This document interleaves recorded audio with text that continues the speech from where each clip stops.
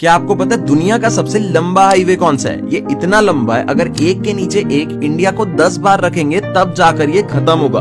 ये 15 कंट्रीज से पास करता है और 5 कंट्रीज में तो इसकी सब रोड जाती हैं। बताता हूँ इसकी लेंथ कितनी है। इस हाईवे का नाम है पैन अमेरिका हाईवे, जो 2 कॉन्टिनेंट्स को भी कनेक्ट करता है, नॉर्थ अमेरिका और साउथ अमेरिका। इस रोड पर रेगिस्तान से लेकर बर्फ का तूफान भी आता है। ये इतना लंबा है, ये अलास्का से शुरू होकर अर्जेंटीना पे जाकर खत्म होता है, जिसकी टोटल 30,000 किलोमीटर है। सेकंड लॉन्गेस्ट बता दो, मैं मान जाऊंगा। 5 ऐसी जगह है जिनके ऊपर से एरोप्लेन उड़ाना एक क्राइम है और एक जगह तो इंडिया में भी है। 5th, यहाँ पर प्लेन उड़ाना सख्त मना है ताकि यहाँ पर गलती से भी कोई प्लेन क्रैश ना हो जाए और यहाँ की ब्यूटी को डिस्ट्रॉय ना कर दे। इसका नाम है माचू पिचू। 4th, यहाँ पर प्लेन्स के साथ कोई भी और फ्लाइंग ऑब्जेक्ट अलाउड नहीं है, यहाँ तक कि ड्रोन्स भी। फिर भी इमरजेंसी के टाइम पर स्पेशल परमिशंस मिल सकती है। इसका नाम है डिज्नीलैंड। 3rd पर है तिब्बत, जिसकी हाइट ही 16,000 फीट है, तो प्लेन के क्रैश होने के चांसेस बढ़ जाते हैं। 2nd, यहाँ पर तो पूरी सिटी में नो फ्लाई जोन लगा रखा है, मेनली फॉर सिक्योरिटी रीजंस। मैं बात कर रहा हूँ वॉशिंगटन डीसी की।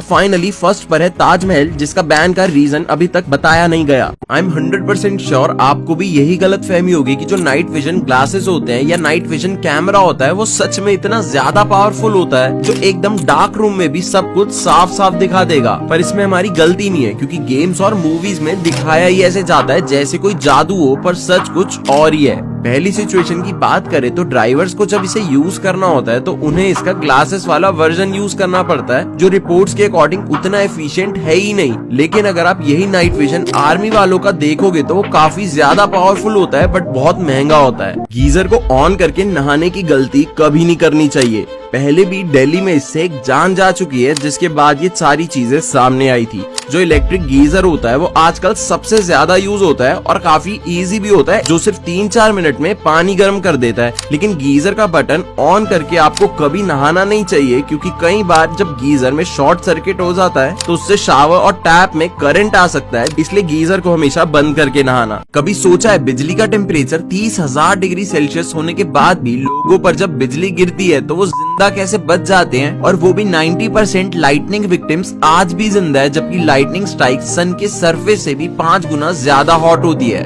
इस मिरेकल के पीछे की साइंस बहुत इंटरेस्टिंग है। लाइटनिंग स्ट्राइक की स्पीड लाइट की स्पीड से बहुत क्लोज होती है और वो अपने नियरेस्ट ऑब्जेक्ट में ट्रैवल करने की कोशिश करती है। अब जब किसी पर बिजली गिरती है तो वो बॉडी के काफी पार्ट्स को डैमेज तो करती है, जैसे हार्ट, लंग्स या फिर स्किन को, लेकिन ये सब इतनी जल्दी होता है, यानी 1/मिलियन सेकंड में, इसलिए बिजली सर से घुसकर पैर से निकल जाती है और जान बच जाती है। क्या होगा अगर एक high speed water jet machine के नीचे एक साबुत कोकोनट को रखा जाए? वैसे तो जो कच्चा नारियल होता है, मतलब जो ग्रीन कलर वाला नारियल होता है, वो अपने हार्डेस्ट स्टेट में होता है और बहुत थिक लेयर से प्रोटेक्टेड भी होता है। इसके बाद अंदर एक और पत्थर जैसी लेयर भी होती है, आपको पता ही होगा। अब जैसे ही नारियल पर 60,000 PSI के फोर्स से इसके शेल पर मारा गया तो इसने कुछ सेकंड का टाइम लेकर नारियल के 2 टुकड़े तो कर दिए, लेकिन बहुत रफली काटा, मेटल जितनी स्मूथनेस नहीं आई। क्या आप लोग जानते हैं कि खदानों से कोयले को कैसे निकाला जाता है? इसकी क्या विधि है? चलिए जानते हैं। तो दोस्तों, आपको बता दें कि खदानों से कोयला निकालने के लिए 2 तरीकों का इस्तेमाल किया जाता है, जिसमें सबसे पहले कोयले के भंडार का पता लगाना होता है, और जब यह पता चल जाता है कि यहाँ कोयला है तो वहाँ एक सुरंग बनाया जाता है और फिर उस सुरंग में RDX डालकर ब्लास्ट किया जाता है। और दूसरा तरीका यह है कि जहाँ कोयला होता है वहाँ एक छोटा सा गड्ढा खोदा जाता है, जिसे खदान कहते हैं, और फिर वहाँ मशीनों से खुदाई शुरू की जाती है, जिसमें सुरक्षा के साथ साथ कुछ आवश्यक निर्देश का पालन करना होता है। और जब कोयले का ढेर खुल जाता है तो उसे बाहर निकाला जाता है। इसके बाद कोयले को फिल्टर स्क्रीन और अन्य कई प्रक्रियाओं से धोया जाता है ताकि इसे उपयोग करने लायक बनाया जा सके। क्या आप लोग जानते हैं कि जापान में बर्फबारी के कारण सड़कों पर कभी भी बर्फ नहीं जमती है? यहाँ की बर्फ अपने आप ही सड़कों से साफ हो जाती है। लेकिन कैसे, चलिए जानते हैं। तो दोस्तों, दूसरे देशों में सड़क पर जमी बर्फ की वजह से गाड़ियों के ब्रेक भी काम नहीं करते हैं, जिससे वह फिसलते हुए आपस में टकरा जाते हैं, जिस वजह से यहाँ सड़कों से बर्फ हटाने के लिए स्नो रिमूवर ट्रक चलाया जाता है। जबकि जापान में यह बर्फ अपने आप ही हट जाता है, क्योंकि जब जापान में सड़कें बनाई जाती हैं तो यहाँ पहले से ही एक पाइपलाइन बिछाई जाती है है और जब बर्फ गिरती है तो इस पाइप से गर्म पानी को छोड़कर सारे बर्फ को बहुत ही आसानी से साफ कर दिया जाता। क्या आपको पता है कि सैमसंग कंपनी ने एक ऐसा ट्रक बनाया है जिससे ट्रक से होने वाले एक्सीडेंट बिल्कुल खत्म हो जाएंगे? तो आखिर सैमसंग ने अपने ट्रक में ऐसा क्या फीचर दिया है, चलिए जानते हैं। तो दोस्तों, आजकल ट्रकों में इतना सामान भर दिया जाता है कि वह खुद का भी वजन नहीं संभाल पाते हैं और ट्रकों में भी ट्रेन की तरह एयर ब्रेक का इस्तेमाल किया जाता है जिससे ट्रक थोड़ी दूर जाकर रुकता है। तो ऐसे में सैमसंग कंपनी ने छोटे गाड़ियों की सुरक्षा को देखते हुए एक ऐसा ट्रक लॉन्च किया है जिसमें आगे की तरफ वायरलेस कैमरा लगा हुआ है और ये कैमरा ट्रक के आगे का व्यू पीछे लगे डिस्प्ले पर दिखाता रहता है और इस डिस्प्ले की मदद से ट्रक के पीछे ड्राइव करने वाला ट्रक के आगे का भी दृश्य साफ साफ देख सकता है और बहुत ही आसानी से ट्रक को ओवरटेक कर लेता है। दोस्तों, क्या आप जानते हैं कि एप्पल का लेटेस्ट आईफोन 1 से 2 लाख तक का आता है, जबकि सेम स्पेसिफिकेशन और सेम कैमरा क्वालिटी वाले चाइनीज फोन लगभग 30,000 रुपए में आते हैं। तो आखिर चाइना के पास ऐसा क्या है जिससे वो अच्छी क्वालिटी के फोन भी इतने कम दामों में बेचता है? चलिए जानते हैं। तो दोस्तों, पूरी दुनिया की तुलना में चाइना की आबादी बहुत ज्यादा है, जिससे यहाँ दुनिया की सबसे सस्ती लेबर है, जिससे चाइना पूरी दुनिया का मैन्युफैक्चरिंग हब बन चुका है। और चाइना की हर कंपनी मास प्रोडक्शन के ऊपर काम करती है, जिससे ये एक मोबाइल के ऊपर बहुत ही कम प्रॉफिट चार्ज रखते हैं, जबकि आईफोन एक मोबाइल के ऊपर 10 से 20,000 प्रॉफिट चार्ज करता है। और मेन रीजन ये है कि चाइना की जो जमीन होती है वह गवर्नमेंट के हाथों में होती है और अगर कोई भी कंपनी एक पर्टिकुलर टाइम पीरियड के अंदर प्रॉफिट अर्न नहीं कर पाती है तो उससे उसकी जमीन वापस ले ली जाती है। दुनिया की 3 सबसे खतरनाक घूमने वाली जगह जो कमजोर दिल वालों के लिए अलाउ नहीं है, चलिए जानते हैं। Number 1, Trolltunga, Norway. दोस्तों, यह एक चट्टान है जो पहाड़ों से कई फीट बाहर निकली हुई है और यहाँ लोगों के लिए कोई सेफ्टी भी नहीं लगाई गई है और यह जमीन से 700 मीटर की ऊंचाई पर है और यहाँ हर साल लगभग 80,000 से भी ज्यादा लोग घूमने के लिए आते हैं। Number 2, Mount Huashan, China. वैसे तो चाइना में पहाड़ चढ़ने के लिए भी लिफ्ट लगी रहती है, लेकिन यहाँ कई ऐसे भी पहाड़ है जहाँ लोगों के रोमांच के लिए लकड़ियों के ब्रिज बनाए गए हैं जिसमें सेफ्टी का पूरा ध्यान रखा जाता है। Number 3, Kjerag boulder. यह एक बड़ा सा पत्थर है जो 2 चट्टानों के बीच फंसा हुआ है, जो कि जमीन से 1000 मीटर की ऊंचाई पर स्थित है, जिस पर लोग बिना किसी सेफ्टी के फोटो खिंचवाने के लिए चढ़ते हैं।